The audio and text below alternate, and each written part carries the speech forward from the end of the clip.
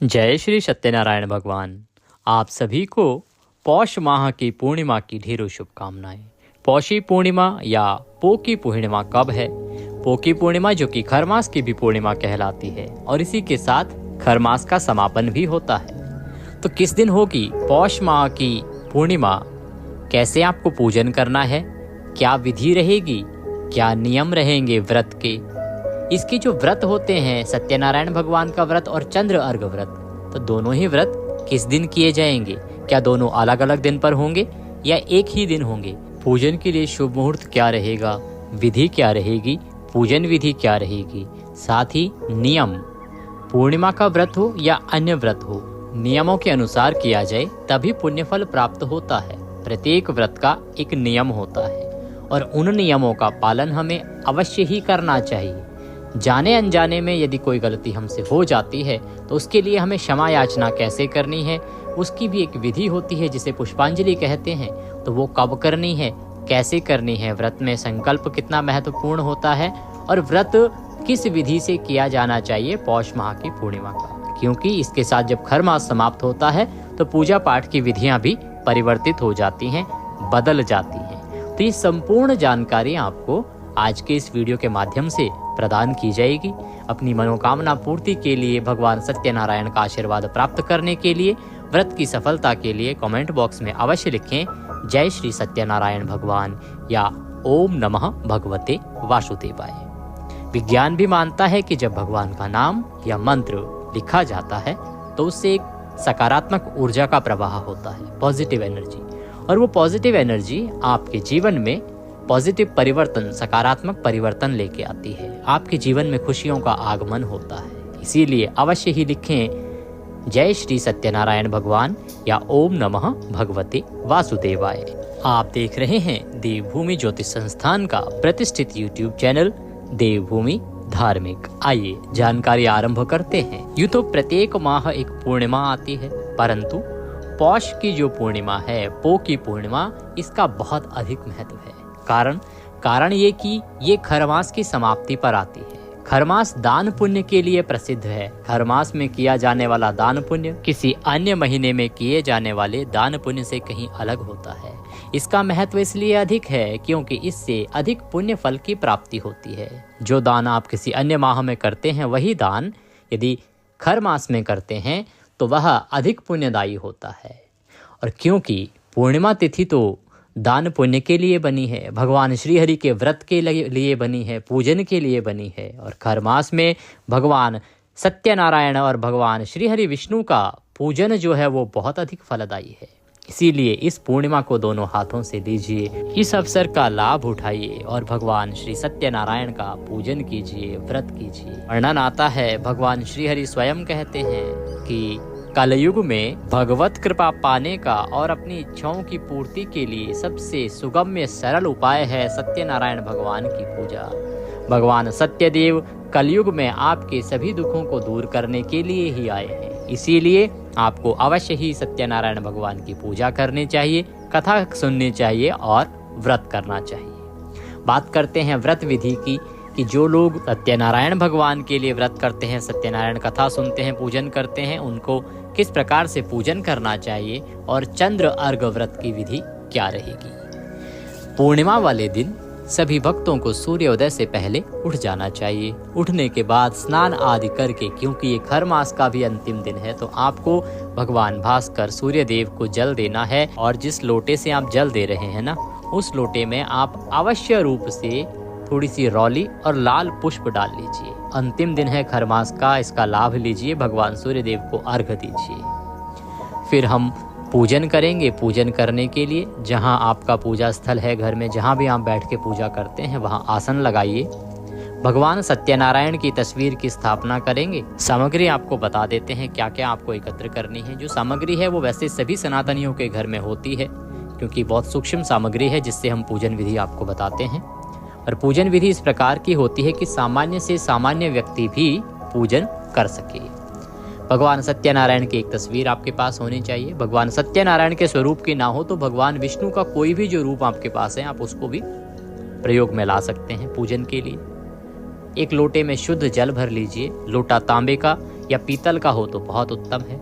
उसमें थोड़ा सा गंगा जल मिला लीजिए, थोड़ी सी रौली, थोड़ी सी मौली जो आप हाथ में कलावा बांधते, रौली मौली, पान सुपारी लौंग इलायची, धूप, घी का दिया गोल बाती वाला, थोड़ा सा कपूर आरती करने के लिए, फूल और फूलों की माला भगवान को अर्पित करने के लिए। साथ में भोग के लिए सत्यनारायण भगवान को जो भोग लगता है, पंजीरी का भोग लगता है, पंचामृत बनाइएगा। पंजीरी और पंचामृत कैसे बनाया जाता है इसकी विधि भी हम आगे आपको बताएंगे, उस विधि से आप बनाइएगा।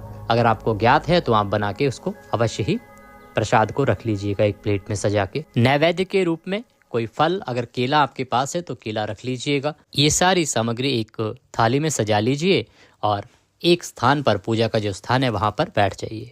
प्रयास कीजिए कि आप पूर्व दिशा की ओर मुंह करके बैठें या उत्तर दिशा की ओर मुंह करके बैठें। दक्षिण की ओर कदापि मुंह करके नहीं बैठना है आपको।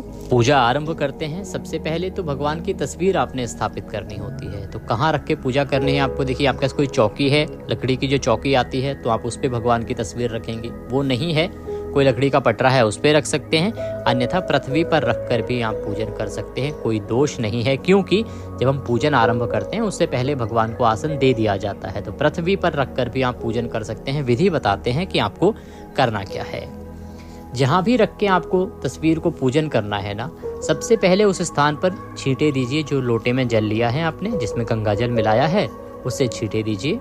इससे स्थान का पवित्रीकरण हो जाएगा, वो भगवान के योग्य हो जाएगा। उसके बाद भगवान के लिए आसन दीजिए। आसन के रूप में आप वहाँ पर पुष्प रख दीजिए। कोई फूल आपके पास होंगे, फूल वहाँ पर अर्पित कर दीजिए। भगवान से निवेदन कीजिए कि प्रभु ये आसन है आपके लिए, आप ये आसन ग्रहण करें। और उसके ऊपर आप भगवान की तस्वीर या प्रतिमा जो भी आपके पास है उसको स्थापित कर दीजिए। अब पूजन आरंभ करेंगे। सबसे पहले आपको जलाचमनी करनी है। जब भी आप पूजन आरंभ करते हैं ना, तो जो यजमान, जो पूजा करने वाला है, उसे पूजा के लिए अपने आप को तैयार करना होता है। तो जो लोटा है उसमें एक चम्मच डालिए, उस चम्मच से अपने सीधे हाथ में जल लीजिए। ओम माधवाय नमः पी जाइए, ओम केशवाय नमः पुनः पी जाइए एक चम्मच और लेके, ओम नारायणाय नमो नमः एक चम्मच पुनः जल लीजिए और पी जाइए। इस प्रकार से 3 बार आपने जल अपनी हथेली पे लिया और पी लिया। हस्तो प्रक्षालनम, अपने हाथ धो लीजिए, चम्मच से फिर जल लीजिए और अपने हाथ धो लीजिए। अपने आप को तिलक कीजिए, अक्षत लगाइए और मौली बांधिए। अब आप पूजा के लिए तैयार हैं। अब हम पूजन आरंभ करेंगे भगवान का। सबसे पहले भगवान को पाद्य अर्घ्य आचमनी अर्पित किया जाता है। तो इसके लिए 3 बार जल के छींटे दीजिए। भगवान को तिलक कीजिए। ओम तिलकम तिलकांते अक्षतम पान्तु पुष्पाणि पान्तु धूप दीप दर्शनम नैवेद्यम समर्पयामि ओम शुभदो भरदो भवः। अर्थात भगवान को तिलक कीजिए। तिलक करके अक्षत लगाइए।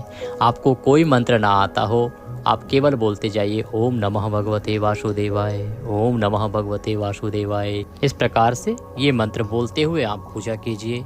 तिलक किया, अक्षत लगाए, फूलों की माला पहनाइए भगवान को, पुष्प अर्पित कीजिए, धूप जलाइए, धूप दिखाइए, घी का दिया जलाइए और दीप दिखाइए। और ये जो दीपक आप जला के रखेंगे, इसको आसन अवश्य दीजिएगा। दीपक कभी भी पृथ्वी पर सीधा नहीं रखा जाता है, उसको आसन अवश्य देना चाहिए। तो आसन के रूप में आप थोड़े से चावल रख दीजिए नीचे, या तो दीपक के, या आप पुष्प फूल भी रख सकते हैं। उसके ऊपर आप दीपक सजाइएगा। और ये जो दीपक है ना, इसको उठाना नहीं है, इससे आरती नहीं करेंगे। आरती के लिए आप दूसरा कपूर से दीपक बनाइएगा और उससे आरती कीजिएगा, क्योंकि ये हमारे अग्निदेव हैं और अग्निदेव साक्षी देव हैं हमारी इस पूजा के। हम अग्नि साक्षी मान के और पूजन करते हैं, इसीलिए जो हमारी पंचोपचार पूजन विधि है उसमें इसका बहुत अधिक महत्व है। दीपक को हिलाए नहीं, और ये साक्षात अग्निदेव हैं जो एक प्रकार से हमारे इसके लिए जो हम पूजन कर रहे हैं ना, उसके साक्षी हैं। तो भगवान को दीप दिखाइए, नैवेद्य अर्पित कीजिए। नैवेद्य के रूप में आपके पास जो केले का फल है, आप वो केले का फल चढ़ाइए, या आप मिश्री भी अर्पित कर सकते हैं। नैवेद्य अर्पित करके जल आचमनी कराइए, जल के छींटे दीजिए, हाथ जोड़ के नमस्कार कीजिए। अब आपको सत्यनारायण भगवान की कथा पढ़नी है या सुननी है। सत्यनारायण भगवान की कथा यदि आपके पास है तो स्वयं पढ़िए, नहीं है तो आपके इसी चैनल पर प्रत्येक पूर्णिमा पर सत्यनारायण भगवान की कथा सुनाई जाती है। आप वह वीडियो अवश्य देखें और सुनें। वीडियो जल्दी ही अपलोड कर दिया जाएगा, आप उसे सेव कर लीजिएगा और पूर्णिमा के दिन उसे चला दीजिएगा, तो वह कथा अवश्य सुनिएगा। ध्यान रखिएगा कि एक गलती कर देते हैं, उसमें पूजा करने वालों की गलती नहीं होती है, पर YouTube पे क्या है आजकल बहुत से चैनल हैं और कुछ ऐसे भी चैनल हैं जो ना तो किसी पंडित जी से संबंध रखते हैं, ना किसी ज्योतिष संस्थान से संबंध रखते हैं। तो वो कोई भी कथा सत्यनारायण भगवान की कथा के रूप में या पूर्णिमा की कथा के रूप में चला देते हैं। आपको इससे बचना है। सत्यनारायण की जो कथा है वो लगभग 35 मिनट की कथा होती है, आधा घंटे 35 मिनट की कथा होती है और उसमें भी 5 अध्याय होते हैं। ये ध्यान रखिएगा, पूरे 5 अध्याय की कथा ही सुननी है आपने। कई बार लोग एक एक दो अध्याय को ही कथा के रूप में सुना के और उसको खत्म कर देते हैं। तो इसका आप ध्यान रखिएगा कि व्रत के लिए आवश्यक है जो आपका पूर्ण जो कथा है सत्यनारायण भगवान की जो कथा है, यदि आपने पुस्तक, आप सभी ने हम आशा करते हैं देखी होगी, तो उस पुस्तक में 5 अध्याय होते हैं सत्यनारायण भगवान के। वो 5 अध्यायों को पढ़ने के बाद ही कथा पूर्ण होती है। इसीलिए आप हमारे इस चैनल को अगर नहीं सब्सक्राइब किया है तो सब्सक्राइब कर लीजिए, क्योंकि ये एक प्रतिष्ठित ज्योतिष संस्थान का चैनल है और हम यहाँ पर जो भी बताते हैं वो पूरी जिम्मेदारी के साथ बताते हैं और कहते हैं कि ये हम जो बता रहे हैं ये इस पंचांग पर आधारित है, इस पुराण में लिखा है, इस किताब में लिखा है, यहाँ से चीज़ें हम इस आधार पर बोल रहे हैं। इसीलिए हम कभी भी फेक जानकारियाँ, झूठी जानकारियाँ नहीं देते हैं। यदि कोई और फेक जानकारी फैला भी रहा होता है तो आप हमसे सवाल पूछ सकते हैं कि पंडित जी हमने ये वीडियो देखा था, ये लोग ऐसे बोल रहे हैं, इसमें कितनी सच्चाई है, ये क्या सही है। यदि आप किसी वीडियो की सच्चाई जानना चाहते हैं, आपके सामने कोई ऐसा वीडियो आया है किसी विषय पे और आप जानना चाहते हैं कि पंडित जी ये वीडियो जो चल रहा है इसकी क्या सच्चाई है, आप इसका वायरल जो चल रहा है इसका टेस्ट कीजिए, तो हम पूरे पुराणों के आधार पर पुख्ता जानकारी सब जगह से एकत्र करते हैं और फिर आपको बताते हैं कि ये वीडियो में जो बताया जा रहा है वो सही है या गलत है। तो आप कमेंट बॉक्स में अवश्य लिखिएगा, हम आपको उन विषयों पर भी वीडियो के माध्यम से अवश्य ही बताएंगे। कथा आप सुनेंगे और कथा सुनने के बाद आपने आरती करनी होती है सत्यनारायण भगवान की। आरती करके भगवान को भोग लगाएंगे। भोग किस चीज़ का लगाएंगे, हमने अभी आपको बताया था। भोग लगेगा भगवान को पंजीरी का और पंचामृत का, साथ में केले अवश्य ही उसमें काट के डाल लीजिएगा। पंजीरी कैसे बनाते हैं, देखिए आटा लीजिएगा, थोड़ा सा उसको भूनना है, सेकना है, थोड़ा सा सिम गैस पे मध्यम आंच पे उसको सेकिए, कढ़ाई में डाल के थोड़ा घी डालिए उसमें। अगर आपके पास ड्राई फ्रूट्स हैं तो आप वो भी डाल सकते हैं, जो भी आपके पास ड्राई फ्रूट्स हो आप उनको डालिए, थोड़ा सा घी डालिए, उसको सेकिए अच्छे से। जब वो ब्राउन हो जाए, सेकने के बाद उसमें थोड़ा सा चीनी बूरा मिला दीजिए, इसमें बूरा मिला दीजिए। इस प्रकार से ये पंजीरी तैयार हो गई है। अब आपको बनाना है पंचामृत। पंचामृत कैसे बनता है, थोड़ा सा कच्चा दूध लीजिए, उसमें दही डालिए, उसमें थोड़ा सा शक्कर डालिए, घी डालिए, गाय का घी हो तो बहुत उत्तम है, और शहद डालिए। इन 5 चीज़ों को मिला लीजिए, ये बन गया है पंचामृत। तो एक किसी कटोरी में पंचामृत रखिए, एक प्लेट में आपने जो पंजीरी बनाई है उस पंजीरी को रखिए और केले उसमें काट के रख दीजिए साइड में। ये भोग सजाइए, भोग सजा के भगवान के सामने अर्पित कीजिए। में तुलसी का पत्ता अवश्य रखिए। याद रखिए कि तुलसी दल के बिना भगवान भोग स्वीकार नहीं करते हैं, इसीलिए आपको तुलसी का पत्ता अवश्य रखना है। भगवान के सामने थाली रखिए, पर्दा कर दीजिए, भगवान से प्रेम पूर्वक भोजन के लिए निवेदन कीजिए। भगवान प्रेम के भूखे हैं, प्रेम से अगर पुकारेंगे तो भगवान अवश्य ही भोग लगाएंगे। भगवान को भोग लगाने के बाद उन्हें जल आचमनी कराइए। जल आचमनी करा के थाली वहां से हटा के उठा लीजिए और बाकी प्रसाद में मिला दीजिए। अब हम पहले पुष्पांजलि करेंगे, उसके बाद दान पुण्य की बात करेंगे और अन्य जो नियम है ना जिनका आपको पालन करना चाहिए उसकी बात करेंगे। ये पूजन करने के बाद आपको अवश्य ही पुष्पांजलि करनी चाहिए। पुष्पांजलि जो है वो आपकी पूजा पाठ में गलती में जाने अनजाने में हुई भूल चूक के लिए एक क्षमा याचना होती है। इसके करने से आपका जो व्रत है, पूजन है, वह पूर्ण होता है। तो हाथों में पुष्प ले लीजिए, प्रेम पूर्वक भगवान से निवेदन कीजिए। आवाहनम न जानामि न जानामि विसर्जनम पूजम चैवम न जानामि क्षम्यताम परमेश्वर। हे प्रभु, ना हम आपका आवाहन जानते हैं, न पूजन जानते हैं, न विसर्जन जानते हैं, अज्ञानी जीव हैं। जैसी बन पड़ी है वैसी सेवा आपके श्री चरणों की है। इस पूजा में कोई गलती, कोई त्रुटि, कोई भूल हमसे हो गई हो तो हमारी जाने अनजाने की गलतियों को क्षमा कीजिए और दया का आशीर्वाद प्रदान कीजिए। के निमित्त आपको अर्पित करने के लिए हमारे पास कुछ नहीं है, तन मन धन सब आप ही का है। हमारे पास क्या है, मालती मलका जाति सत्पत्रादि संयुक्तम पुष्पांजलि मया दत्ताम ग्रहणाम परमेश्वर। प्रभु, यह पत्र पुष्प की भेंट है, इसे स्वीकार करें और वह पुष्प भगवान के चरणों में अर्पित कर दीजिए। अब आपकी ये पूर्ण होती है पूजा। यहाँ पर इसके बाद आपको दान पुण्य का कार्य करना चाहिए, किसी ब्राह्मण को भोजन कराना चाहिए। ब्राह्मण को भोजन कराने के बाद दान दक्षिणा आदि देके उसको विदा करने के बाद ही आगे के कार्य करने चाहिए। ब्राह्मण को भोजन ना करा पाएं तो किसी ब्राह्मण को दान दीजिए। दान में आप कपड़े दान दे सकते हैं, भोजन दान दे सकते हैं। दक्षिणा आपको अवश्य रखनी है, या दूध का पैकेट ले लीजिए, उसके ऊपर दक्षिणा रख के दे आइए मंदिर में या किसी ब्राह्मण को, या फल ले लीजिए और फल में साथ में दक्षिणा रखकर भी आप ब्राह्मण को दे सकते हैं। जैसी जिसकी श्रद्धा है, जैसी जिसकी क्षमता है, उसके अनुसार आप दान कीजिए। ये तो हुई सुबह जो आपको पूजा करनी है ना आज के दिन सत्यनारायण भगवान की, उसकी बात। अब हम चंद्र व्रत की बात करेंगे और आगे के जो नियम है दिन के उसकी बात करेंगे। इससे पहले संकल्प की बात कर लेते हैं। देखिए, संकल्प आपको आरंभ में बोलना होता है। जब आप पूजा के लिए बैठेंगे तो सबसे पहले आपको संकल्प पढ़ना होता है। अपने सीधे हाथ में जल लेंगे, उसमें 1 रुपए का सिक्का दक्षिणा के रूप में कम से कम रखेंगे। अधिक जो भी आप रखना चाहें वो अपनी सामर्थ्य अनुसार रख सकते हैं। 3 बार बोलिए ओम श्री विष्णु, ओम श्री विष्णु, ओम श्री विष्णु।